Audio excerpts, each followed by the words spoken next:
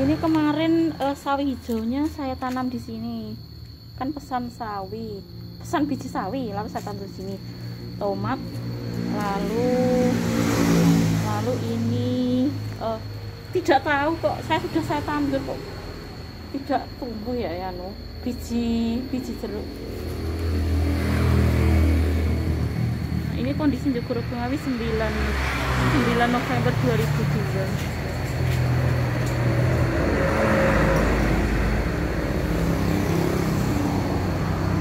Pagernya sampai sini ya.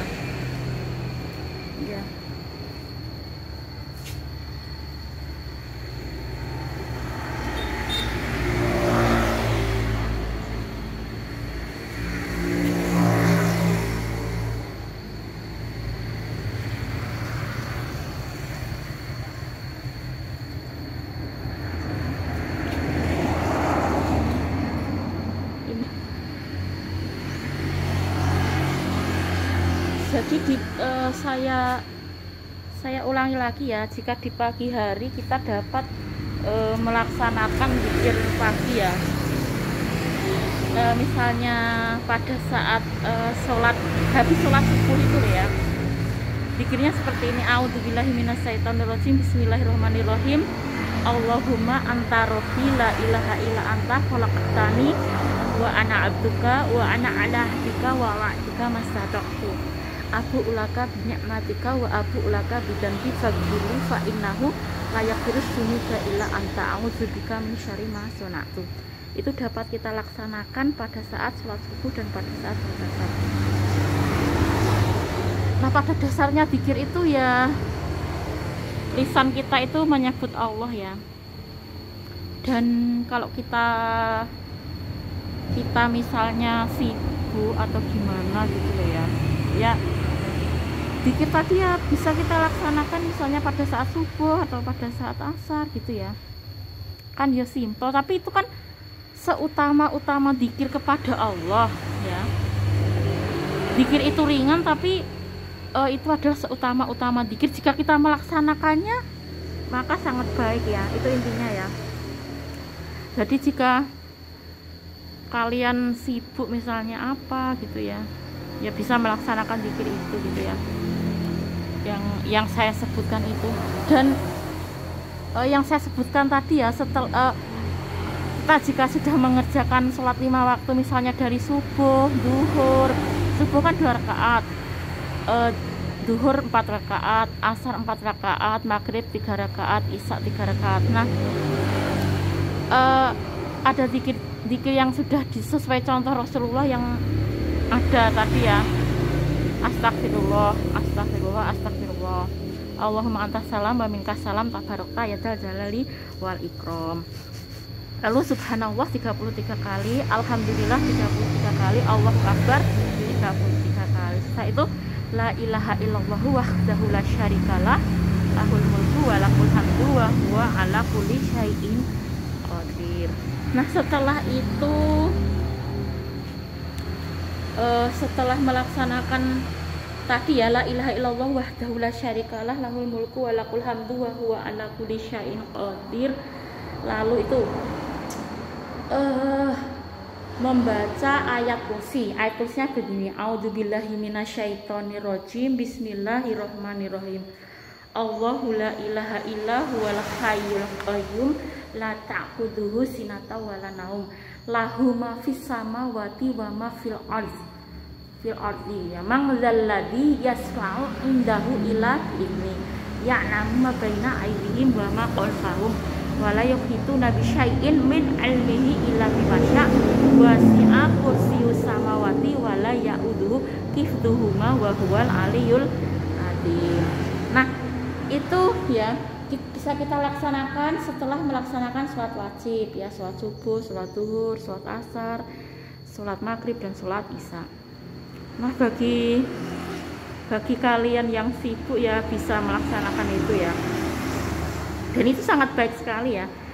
Hadisnya oke kan, itu kan ya kan, barang siapa membaca ayat kursi setelah melaksanakan sholat wajib tadi, maka tidak ada yang dapat menghalanginya untuk masuk surga kecuali mati. Intinya bahwa zikir itu sangat baik sekali kita laksanakan gitu loh ya. Jika kalian misalnya sibuk ya kalian bisa mengerjakan ini. Nah, dan sesungguhnya agama yang diterima di sisi Allah itu kan cuma Islam. Jadi barang siapa mencari agama selain Islam itu tidak akan diterima oleh Allah. Walaupun di dunia Allah itu tidak memaksa ya, sesungguhnya tidak ada paksaan dalam memasuki agama Islam. Walaupun di dunia tidak dipaksa ya oleh Allah ya, kita itu kafir atau kita itu tidak beriman, tidak merugikan Allah, kita itu beriman juga tidak menguntungkan Allah. Tapi sesungguhnya itu kan merugikan diri kita sendiri. Misalnya kalau kita tidak beriman kepada Allah atau tidak bertakwa kepada Allah, atau kita tidak menjadi orang Islam, misalnya jadi non muslim ya, walaupun kita di dunia tidak dipaksa oleh Allah ya, Allah itu tidak pernah memaksa loh hambanya untuk beriman dan bertakwa. Karena di Al-Quran pun ada ya, sesungguhnya tidak ada paksaan beragama Islam. Walaupun di dunia tidak paksa, tapi di akhirat disiksa para podo. Yang namanya tidak dipaksa itu yang dunia akhirat tidak disiksa ya. Nah, nyatanya ini akhirat disiksa ya, berarti kan ya sama saja. Walaupun di dunia Allah tidak memaksa, tapi ini akhirat tetap akan disiksa oleh Allah itu loh.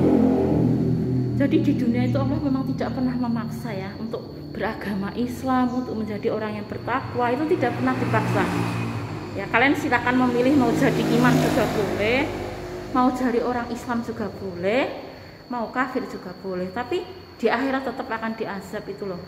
Allah seperti itu, dan tidak bisa Allah kok berkeputusan seperti itu lalu berubah, tidak. Jadi meskipun dunia tidak dipaksa, tapi di akhirat juga dipaksa. Dengan Islam itu sendiri ya, sekalipun Islam sekalipun ya belum tentu masuk surga. Iya, walaupun Islam sekalipun ya belum tentu masuk surga kan. Manusia tuh apa jaminan Islam masuk surga? Dosanya manusia ya banyak, dosaku ya banyak. Saya juga tidak bersih dari dosa loh, jenenge manusia. Mana ada sih bersih dari dosa? Islam sekalipun ya belum tentu masuk surga. Makanya, nah inti dari perkataan saya, Allah itu tidak pernah memaksa manusia itu supaya beriman, bertakwa, menjadi orang Islam. Allah itu tidak pernah memaksa. Karena di dalam Al-Quran pun juga tidak ada paksaan untuk memasuki agama Islam. Tapi Allah menegaskan sekali lagi ya, meskipun di dunia itu tidak dipaksa, tapi di akhirat nanti akan diazab. Orang sama saja tuh Pak. Padahal kehidupan kita yang sebenarnya itu kan bukan di dunia. Dunia itu paling lama 100 tahun, ya kan? Dan manusia sekarang itu ya 80-90 kadang ya meninggal. Ada yang 60 sudah meninggal, ya kan? Ada yang 50 sudah meninggal. Nah, sedangkan akhirat itu kan selamanya. Ya meskipun di dunia ini Allah tidak memaksa manusia untuk beriman dan bertakwa, tapi kan di akhirat mesti dipaksa, akan diazab oleh Allah itu loh ya. Islam sekalipun ya belum tentu masuk surga, belum jaminan loh ya Islam itu masuk surga. Apalagi tidak Islam gitu ya. Islam sekalipun saya juga belum jaminan saya itu masuk surga. Dosa saya juga banyak, ya kan? Tapi kan berusaha untuk menjadi orang yang bertakwa dan beriman. Nah, dan salah satunya adalah mengamalkan zikir tadi ya teman-teman. Jadi zikir tadi itu bisa kita berusaha untuk memasukkan kita ke surga, dan itu adalah amalan yang sangat ringan. Ya, jadi setelah melaksanakan sholat wajib, baik itu apa subuh, apa duhur, apa asar, apa maghrib, apa isya, ya kita dapat melaksanakan zikir tadi dan ayat kursi. Ayat kursi bisa kita cari di Al-Quran kalau kita tidak hafal ya. Tapi inti dari itu tadi bisa kita berusaha untuk memasukkan kita ke surganya Allah Subhanahu wa Ta'ala jika kita melaksanakan zikir tersebut. Nah, dan meskipun Allah itu tidak memaksa di dunia, memang Allah tidak pernah memaksa ya.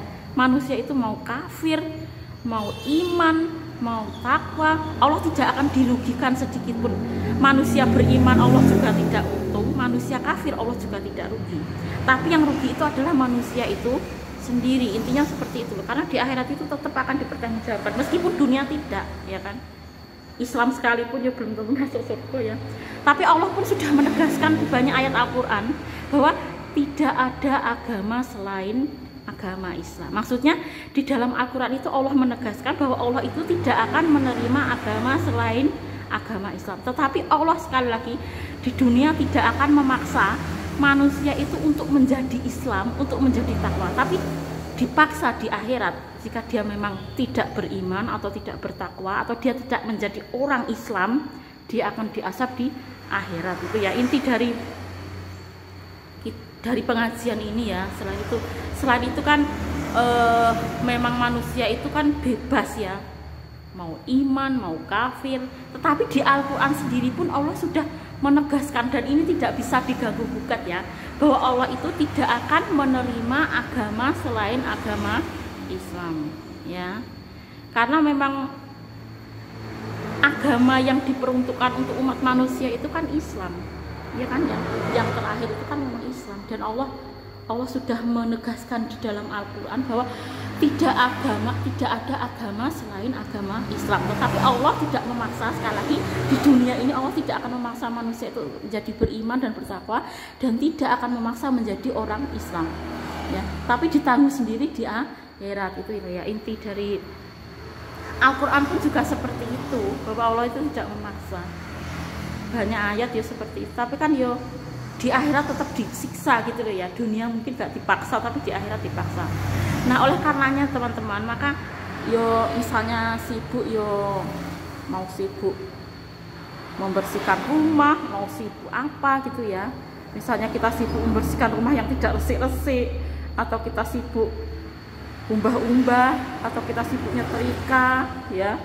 Ya dari pagi tadi saya sudah nyapu jobo, isah-isah, umbah-umbah, lalu membersihkan rumah ya kan. Ya rumahnya lumayan ya, kayak dasarnya tidak pring ya. Wah, setiap hari itu ya membersihkan rumah setiap hari yo. Tapi segala aktivitas yang kita lakukan itu semata-mata demi mencari ridhonya Allah. Jadi apapun aktivitas yang kita lakukan itu semata-mata karena mencari ridho Allah itu ya. Mau nyapu, mau ngepel, kadang saya ngepel. Kemarin saya pel rumah ini ya. Nah soalnya kalau nanti yang ngontrak nih kasihan kan ya, kita kan sebagai yang menyewakan atau mengontrakkan rumah ini kan memberi pelayanan yang terbaik untuk yang dikontrakkan. Nanti siapa tahu bisa mudah ya, karena siapa tahu bisa nyaman dan bisa terus menyewa rumah ini misalnya ya kan. Pelayanan juga penting ya untuk yang menyewakan kita ya. Saya tetap membersihkan rumah ini, saya tetap mengepel, saya tetap menyapu, menjaga rumah ini supaya bersih gitu ya. Selama yang menyewa rumah ini belum datang ya, saya tetap bertanggung jawab terhadap rumah ini untuk membersihkan rumah ini ya. Ya dari pagi tadi ya sudah saya sapu gitu ya. Jadi saya juga bertanggung jawab untuk menjaga kebersihan rumah ini. Selain rumah itu yang saya tempat itu ya. Jadi aktivitas apapun yang kita lakukan semata-mata karena Allah ya. Mau mencari uang, mau membersihkan rumah, mau mengepel, mau umbah-umbah, isah-isah dan lain sebagainya ya. Nah, karena kalau segala sesuatu kita lakukan karena Allah akan mendapatkan ridho dari Allah. Tapi kalau kita lakukan karena semata-mata mencari keridhaan manusia, tetap kita niatkan karena Allah Subhanahu wa taala. Mau manusia tahu mau tidak ya. Ya apapun yang kita lakukan tetap berusahalah, apapun tetap karena Allah Subhanahu wa taala. Karena segala sesuatu amal itu jika kita lakukan tidak karena Allah tidak akan mendatangkan ridhonya Allah. Tapi kalau kita lakukan karena mencari ridhonya Allah, maka akan mendatangkan ridho dari Allah Subhanahu wa taala ya. Berkah dunia dan akhirat. Nah, bercita-cita untuk masuk surga itu boleh ya. Manusia itu boleh, karena manusia itu hidup di alam dunia ini kan cuma paling pol 100 tahun, sedangkan akhiratnya selamanya. Nah, dan mengajak ke surga itu juga boleh, karena surga itu abadi kan. Intinya kalau misalnya kita mengajak ke surga, itu intinya kita itu yo mau abadi gitu loh ya, karena surga itu kan yo abadi, sedangkan dunia itu kan sementara ya.